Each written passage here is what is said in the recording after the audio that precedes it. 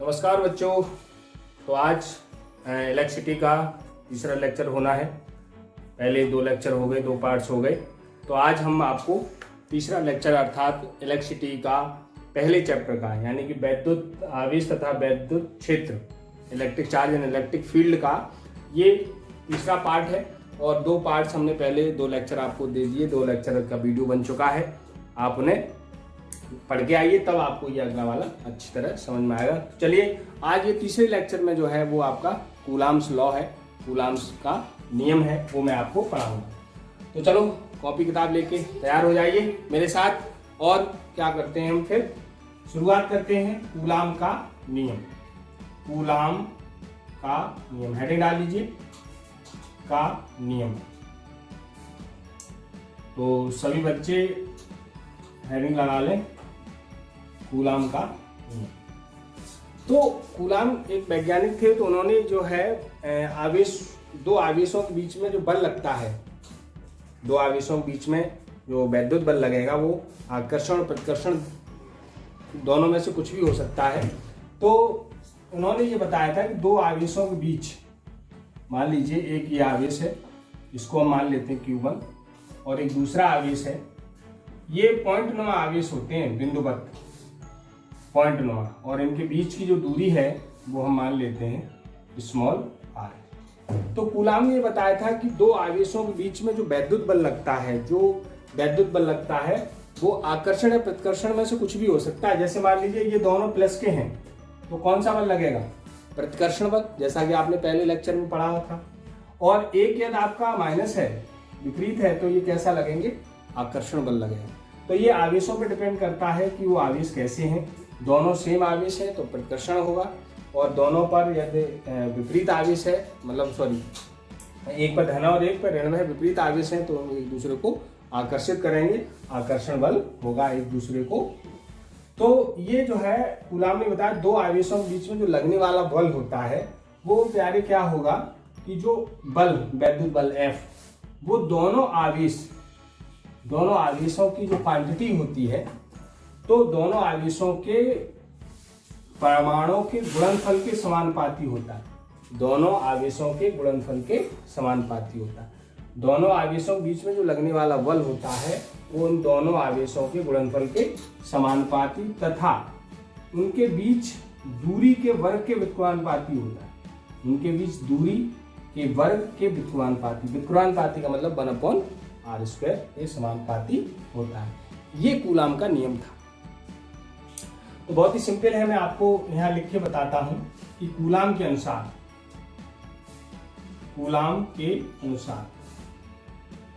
लिखिए मेरे साथ, कूलाम के अनुसार किन्हीं 2 आवेशों के बीच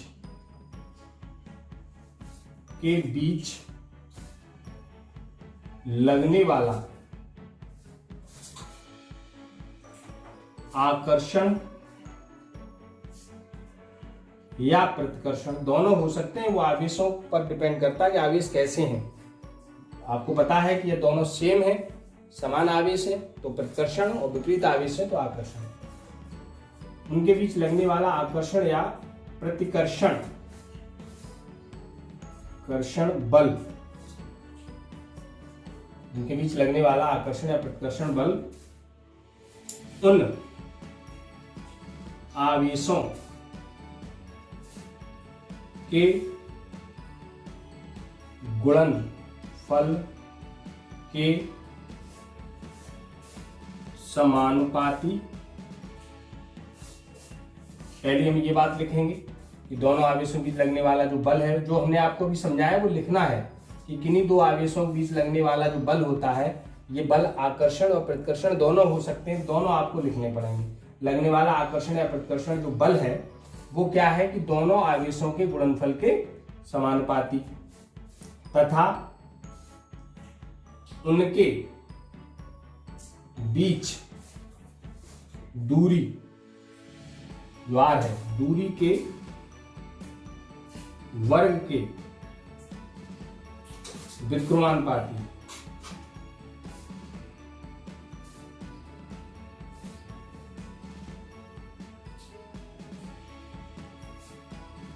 विकृमानुपाती होता है, उल्टा। ठीक है बच्चों, तो ये आपको नियम में लिखना है। यहाँ इन्वर्टेड कॉमा आप यूज कर सकते हैं, आपने वहाँ ओपन किया है तो ये कूलाम का नियम है। एक सिंपल सा कूलाम का नियम है, दो आवेशों के लिए उन्होंने दिया था। तो दो आवेशों के जो है बीच लगने वाला ये सारा हो गया। तो यहाँ हम एक बात लिखेंगे, हम इसको मिटा देते हैं ये बात नीचे और हम फिर दोबारा दिखाएंगे आपको। चलिए, तो माना दो बिंदु आवेश, 0.9 आवेश होते हैं छोटे छोटे, दो बिंदु आवेश Q1 व Q2 है तथा उनके बीच दूरी R हो तो। ठीक है बच्चों, तो हम एक छोटा सा चित्र बनाएंगे। ये हमारा Q1 है और इससे कुछ दूरी पर ये हमारा Q2 है और इनके बीच की दूरी जो है वो R है। ठीक है बच्चों, दोनों क्या आवेश है, कुछ भी हो सकते हैं, कुछ पता नहीं। यदि वो हमने पहले बता दिया है, विपरीत होंगे आकर्षण और समान होंगे तो प्रतिकर्षण। अब कूलाम के अनुसार क्या होगा कि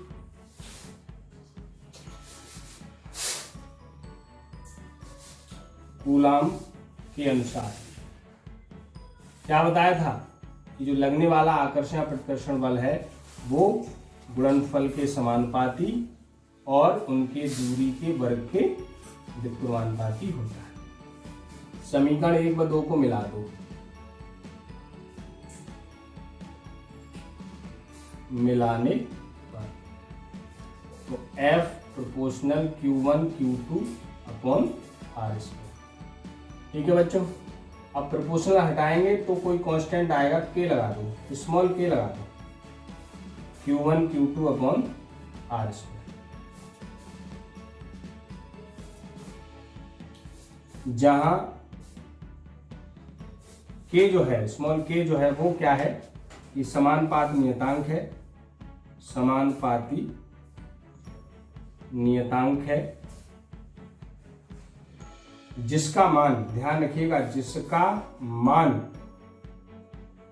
जिसका जो मान होता है, जिसका मान आवेशों के बीच, इन दोनों आवेशों के बीच में है क्या भरा हुआ है, हवा है, पानी है, कागज है, जो भी रखा हो, तो इस जो K का मान होता है वो आवेशों के बीच भरे माध्यम पर निर्भर करता है।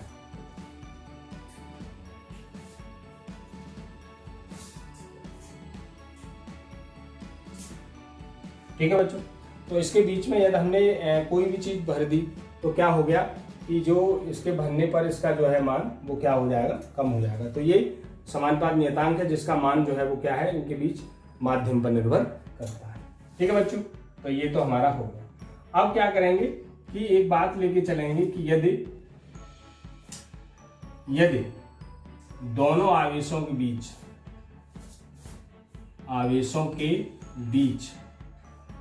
क्या है, वायु है, वायु या निर्वात हो, वैक्यूम हो या हवा हो, वायु या निर्वात हो,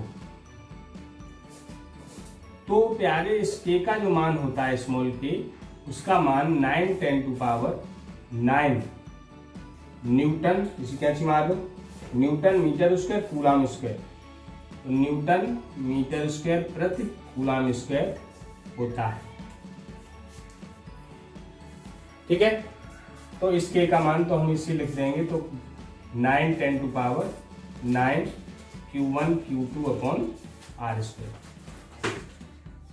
ये कूलाम का नियम का फॉर्मूला हो गया। परंतु 1/4πε का मान भी 9×10⁹ न्यूटन मीटर स्क्वायर प्रति कूलाम स्क्वायर होता है। तो क्या होगा, इसकी जगह हम ये लिख सकते हैं वायु के लिए, तो 1/4πε0। जब दोनों आवेशों के बीच में, ध्यान रखिएगा, ε0 तब आएगा जब दोनों के बीच में क्या भरा हो, हवा हो या निर्वात हो, वैक्यूम हो, तब 1/4πε0 आएगा। और ये आपको याद रखना पड़ेगा कि 1/4πε0 जो होता है इसको ε0 बोलते हैं, 1/4πε0 इसका मान ये होता है, तो इसकी जगह हम ये लिख सकते हैं। तो ये हमारा एक कूलाम के नियम का फॉर्मूला हमें मिल गया है कि 1/4πε0 Q1 Q2/r²। ये कूलाम का नियम है और बहुत सिंपल कूलाम का नियम है। मैं आपको एक नोट बताता हूँ यहाँ पर कि अक्सर ये लिखने में इसका मान होता है, इसको हम बोलते हैं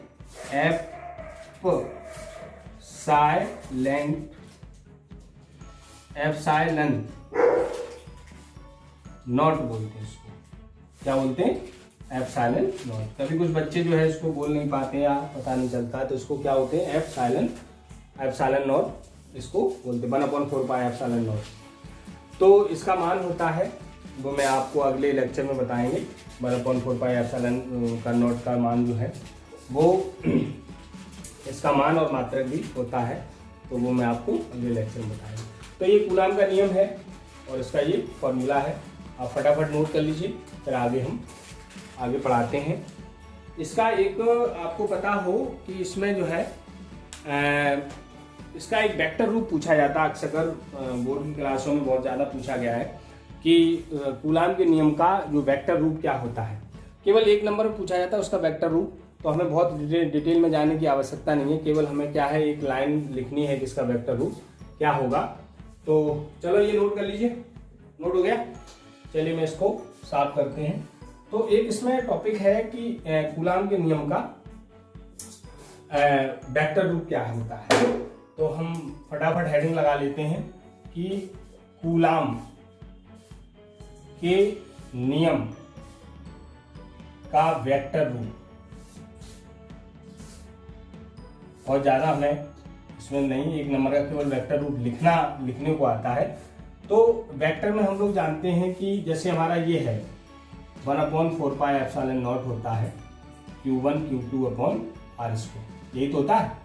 तो अब इसका वेक्टर रूप लिखना है, तो वेक्टर रूप, तो वेक्टर रूप में हमें यहाँ वेक्टर लगाना है।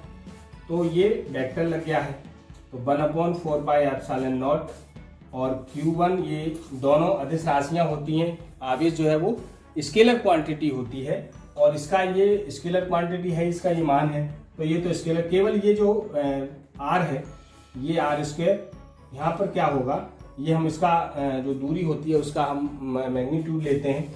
तो यहाँ पर क्या हो जाएगा, r यूनिट वेक्टर लग जाएगा, एकांक सदिश। आपने फर्स्ट ईयर में पढ़ा होगा एकांक सदिश, तो ये यूनिट वेक्टर होता है। मैं आपको फर्स्ट ईयर में सूत्र बता दूं, आपने पढ़ा होगा कि ए यूनिट वेक्टर ये, तो इसका आपने पढ़ा होगा वेक्टर ए बटे वेक्टर ए का मापांक, ये तो होता है। तो अब इसकी जगह ये वाला मान लगा दीजिए।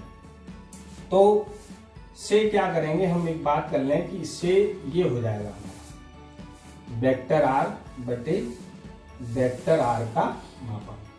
तो ये पुट कर दीजिए यहाँ पर ऐसे, तो ये क्या बन जाएगा हमारा F = 1/4πε0 और Q1 Q2/r² का मैग्नीट्यूड और इंटू r वेक्टर और बटे r वेक्टर का मैग्नीट्यूड, यही तो होगा।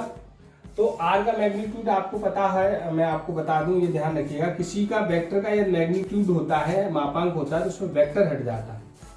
किसी भी वेक्टर राशि का यदि हम मापांक लें तो उसका क्या होता है, वेक्टर हट जाता है। ये आपको ध्यान रखना, फर्स्ट ईयर में पढ़ा होगा आपने। तो इसका क्या होगा, ये वेक्टर जो है वो हट जाएगा।